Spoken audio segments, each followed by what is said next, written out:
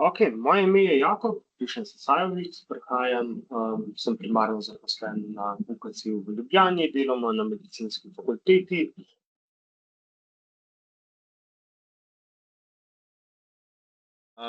Kar ta program naredi, je, da avtomatsko preveri te predpostavke, se ti ni treba s tem ukvarjati in ti da ven poročilo o tem, katerim predpostavkam tvoji podatki ustrezajo ali pa ne, in da ti kup orodij za to, kako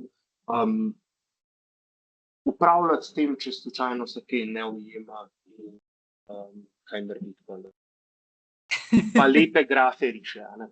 Ena stvar je o tem, da to nima aplikacije samo za, recimo, industrijo ali pa kakšne take zadeve, ne. Tudi tisto, kar ima aplikacijo, je to način, na katerega zračunaš, a je model dober, pa kako dobro pojasni stvari, ne.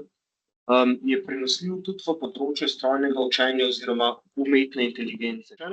Tisto, kar nas najbolj zanima, ne, pa tisto, kar bi najbolj rabili, so ljudje, ki se spoznajo tako deloma na znanost, kot deloma na računalništvo in deloma na tale biznis del, ne.